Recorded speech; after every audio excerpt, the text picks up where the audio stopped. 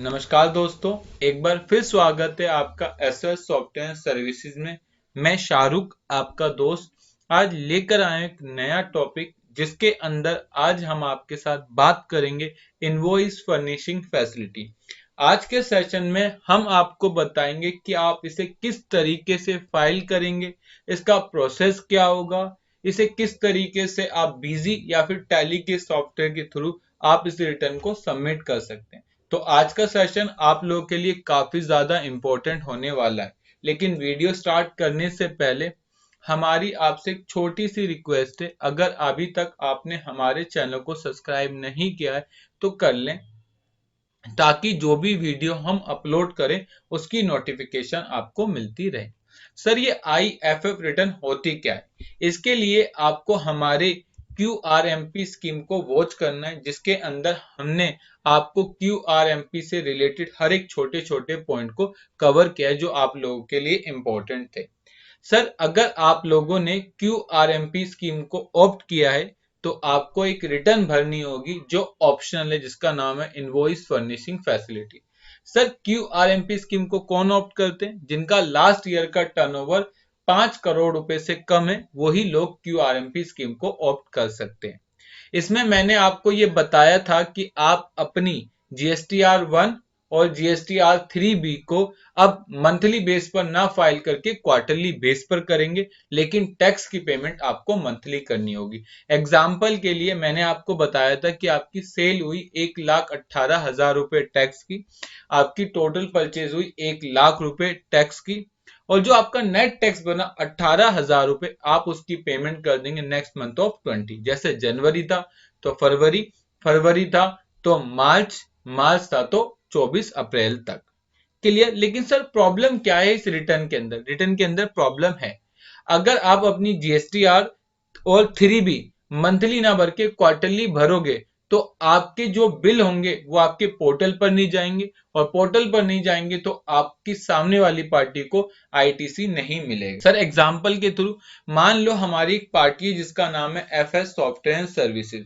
मैंने इससे जनवरी मंथ में टोटल 10 लाख रुपए के माल खरीदा, जिसका जो टैक्स होता है वो टैक्स होता है 1,80,000 रुपए का टैक्स होता है। अगर ये बंदा भी अपनी GSTR 1 मंथली ना भर के क्वार्टरली भरेगा तो मेरे GSTR 2A या मेरे GSTR 2B में इसके बिल शो नहीं होंगे, और जब इनके बिल मेरे पोर्टल पर शो नहीं होंगे तो मुझे इसका क्या नहीं मिलेगा? ITC नहीं मिलेगा। इसलिए गवर्नमेंट ने एक रिटर्न लाइन जिसका नाम है इनवॉइस फर्निशिंग फैसिलिटी।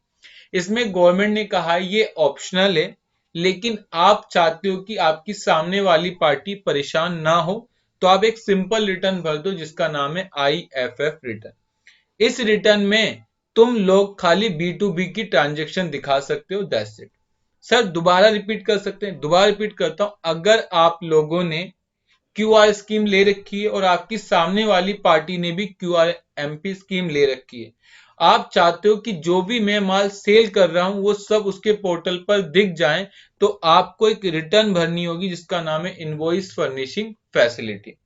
अगर आप नहीं चाहते तो आप इसे ना भरें, कोई दिक्कत वाली बात नहीं। और अगर आपको लगता है कि मेरे पार्टी को नुकसान हो सकता है तो उस केस में आप इस रिटर्न को फाइल कर सकते हैं। इस रिटर्न को फाइल करने के दो तरीके, पहला है आप ऑनलाइन GST की साइट पर जाकर इसको फाइल कर सकते हैं, और दूसरा है ऑफलाइन। ऑफलाइन में आप गवर्नमेंट की ऑफलाइन यूटिलिटी यूज कर सकते हैं, थर्ड पार्टी सॉफ्टवेयर यूज कर सकते हैं, और साथ साथ आप GSP मतलब GST सुविधा प्रोवाइडर की सर्विस भी ले सकते हैं। क्लियर? इस रिटर्न के अंदर आपको ज्यादा ट्रांजेक्शन नहीं दिखानी, खाली आपको दो ही तरह की ट्रांजेक्शन दिखानी है, पहली B2 और दूसरा B2B अमेंडमेंट। ये तो एक कैटेगरी हो गई। दूसरी कैटेगरी आती है क्रेडिट नोट, डेबिट नोट, या फिर credit note, debit note amendment. तो आप कह सकते हैं फिलहाल दो ही कैटेगरी है, B2B और credit note, debit note. Clear? आपको और कोई नहीं दिखानी, एक्सपोर्ट ट्रांजेक्शन नहीं दिखानी, B2C लार्ज नहीं दिखानी, B2C स्मॉल नहीं दिखानी, HSN कोड नहीं दिखाना, और भी कोई तरीके की ट्रांजेक्शन आपको नहीं दिखानी है। क्लियर है? तो याद रखना, अगर आप लोग इनवॉइस फर्निशिंग फैसिलिटी भरने जा रहे हैं तो उस केस में आपको B2B और credit note, debit note. Sir इसको अभी कैसे भर सकते हैं? देखिए अभी तो ये गवर्नमेंट की साइट पर ही अवेलेबल है और इसे आप ऑफलाइन यूटिलिटी के थ्रू ही फाइल कर सकते हो। ऑफलाइन यूटिलिटी डाउनलोड करने के लिए आपको जीएसटी की साइट पर जाना है जिसका नाम है gst.gv.in। उसके बाद आपको डाउनलोड टैब में आना है और डाउनलोड के बाद यहाँ पर आपको इसे डाउनलोड कर लेना है। जैसे ही आप डाउनलोड बटन पर क्लिक करेंगे तो डाउनलोड हो जाने के बाद ये आपके डाउनलोड के अंदर एक फोल्डर बन के आएगा जिस पर लिखा होगा जीएसटी ऑफलाइन यूटिलिटी। बस आपको इस पर क्लिक करना है। क्लिक करने के बाद आपको इसे एक्सट्रैक्ट करने के लिए राइट क्लिक करना है और राइट क्लिक करने के बाद इसे आपको एक्सट्रैक्ट करना है। जैसे आप इस फाइल को एक्सट्रैक्ट करेंगे यहाँ पर एक फोल्डर बन के आएगा और फोल्डर के अंदर आपको एक मिलेगा जीएसटी ऑफलाइन यूटिलिटी। आप इस ऑफलाइन यूटिलिटी को इंस्टॉल करना है। इंस्टॉल हो जाने के बाद ये आपके सिस्टम में कुछ इस तरीके के ओपन होगी। जब ये ओपन होगी तो आपके सामने आएगा goods and service tax offline tool version 3.0। यहाँ पर जीएसटी स्टेटमेंट रिटर्न में आएगा GSTR1/IFF। यहाँ आपको आपका अपना जीएसटी नंबर टाइप करना है, साथ साथ आपका फाइनेंशियल ईयर टाइप करना है। टैक्स पीरियड में आपको जनवरी लेना है और यहाँ पर 2 क्वेश्चन आपसे पूछे जाते हैं जिसमें पहला क्वेश्चन है क्या आप एक स्पेशल इकोनॉमिक जोन हो? अगर आप होगे तो यस करना, हमारे केस में नहीं है तो हम इसको नो कर देंगे। दूसरा ये पूछ रहा है क्या आप अपनी GSTR1 क्वार्टरली फाइल करते थे? मैंने कहा नहीं, मैं अपनी GSTR1 मंथली फाइल करता था। और इसके बाद आपको प्रोसीड पर क्लिक करना है।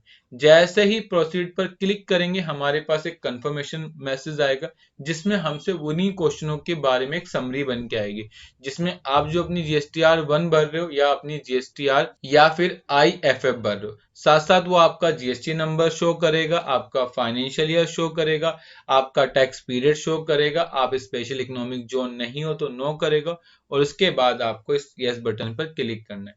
जैसे आप यस बटन पर क्लिक करेंगे तो देख सकते हैं आप लोग यहाँ पर कई सारे टैब मिलेंगे। हमें जाना है इंपोर्ट फाइल पर। जैसे ही आप इंपोर्ट फाइल पर क्लिक करोगे तो यहाँ पर आपको मिलेगा इंपोर्ट एक्सेल। आप पूरी GSTR1 भी इंपोर्ट कर सकते हैं, लेकिन हमें जो रिटर्न भरनी है उस रिटर्न का नाम है IFF, इनवॉइस फर्निशिंग फैसिलिटी। उसके लिए हमें खाली B2B ट्रांजेक्शन चाहिए। हम जैसे ही B2B पर क्लिक करेंगे तो हमें यहाँ 2 ऑप्शन मिलेंगे। पहला होता है इंपोर्ट CSV और दूसरा होता है कॉपी एक्सेल फाइल। तो हमें इंपोर्ट करनी है। हम इंपोर्ट करने के लिए जैसे ही क्लिक करेंगे ये हमसे फाइल पूछेगा। लेकिन सर हम लोग बिजी सॉफ्टवेयर या हम लोग टैली सॉफ्टवेयर पे काम करते हैं और हम चाहते हैं कि टैली से हम CSV फाइल बनाएं और हम यहाँ पोर्टल पे डालते, तो आप ये भी कर सकते हैं। उसके लिए बस आपको क्या करना है, सबसे पहले आपको अपना बिजी सॉफ्टवेयर ओपन करना है। बिजी सॉफ्टवेयर ओपन करने के बाद आपको डिस्प्ले में जाना है। डिस्प्ले के बाद आपको जीएसटी में जाना है। जीएसटी के बाद जीएसटी रिटर्न में, और यहाँ पर एक टॉपिक मिलेगा जिसका नाम है GSTR1 रिटर्न। जैसे ही आप GSTR1 रिटर्न पर क्लिक करेंगे तो यहाँ पर मिलेगा CSV फाइल। बस आपको इस पर क्लिक करना है। क्लिक करने के बाद आपसे स्टार्टिंग डेट पूछेगा, एंडिंग डेट पूछेगा। आप वो डेट टाइप करके इसे डायरेक्ट क्या कर देना, एक्सपोर्ट कर देना। जैसे ही आप एक्सपोर्ट करेंगे तो आपकी जितनी भी फाइलें होंगी GSTR1 में वो सब एक शीट के अंदर कन्वर्ट होके आ जाएगी। जैसे हमारे सामने यहाँ पर ये कन्वर्ट होके आ गई हैं सारी फाइलें। क्लियर। ऐसे ही अगर आप लोग टैली सॉफ्टवेयर यूज करते हैं तो उसके लिए आपको गेटवे ऑफ टैली में जाना है, फिर आपको डिटेल में जाना है, उसके बाद स्टैट्यूटरी रिपोर्ट पे जाना है, जीएसटी, और GSTR1 पे जैसे ही क्लिक करेंगे यहाँ एक टॉपिक मिलता है जिसका नाम होता है एक्सपोर्ट GSTR1। जैसे ही आप इस पर क्लिक करेंगे तो यहाँ भी आपको 3 ऑप्शन मिलेंगे। पहला होता है CSV, दूसरा होता है एक्सेल और तीसरा होता है जेसन फाइल। बस आपको CSV फाइल पर क्लिक करना है, एक लोकेशन दे देनी है और GSTR1 में जितनी टेबल होती है 11 की 11 टेबल की एक नई शीट बनके आपके सामने आ जाएगी। उसके बाद अपनी ऑफलाइन यूटिलिटी में जाना है और यहां से उस फाइल का पाथ दे देना। हमारा डेस्कटॉप था, डेस्कटॉप के अंदर हरियंत और हरियंत के अंदर हमारी B2B ट्रांजेक्शन। जैसे ही मैं B2B ट्रांजेक्शन पर क्लिक करूंगा मेरे पास मैसेज आएगा वार्निंग आर यू श्योर, मैंने कहा यस, और जैसे ही मैं क्लिक करूंगा तो आप देख सकते हैं वो जो मेरी सारी एंट्री थी वो सारी इंपोर्ट हो जाएगी। उसके बाद आपको ओके बटन पर क्लिक करना है और जाना है व्यू समरी पर। जैसे ही आप व्यू समरी पर क्लिक करोगे तो टोटल बता रहा है आपकी कितनी ट्रांजेक्शन थी, 37 ट्रांजेक्शन थी। आप देखिए बता रहा है कि टोटल आपकी इनवॉइस 37 आ गई, आपका CGST इतने का है, SGST इतने का है और IGST इतने का है। बस आपको किस पर क्लिक करना है, फिर आपको जनरेट फाइल पर जाना है और जैसे ही आप जनरेट फाइल पर क्लिक करेंगे तो ये आपकी एक फाइल आ जाएगी। इसके बाद आप इसको सेव करोगे, सेव करने के लिए आप इसको डेस्कटॉप का पाथ दे दोगे और जैसे ही ओपन करोगे ये फाइल आपकी सेव हो जाएगी। सेव हो जाने के बाद अब आपको क्या करना है, GST की साइट पर जाना है। तो यहाँ से मैं GST की साइट पर गया, मैंने अपना यूजर नेम पासवर्ड टाइप किया और पासवर्ड डालने के बाद मैंने इसे लॉगिन किया।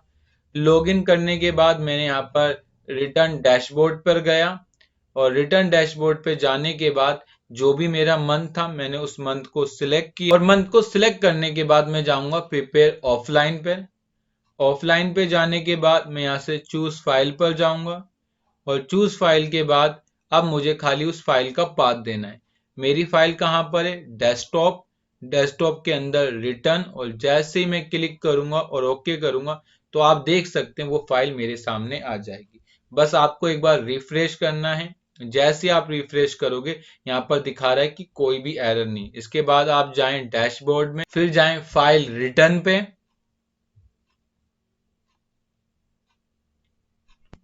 यहां से अपना पीरियड सिलेक्ट करें और इसको सर्च कर दें।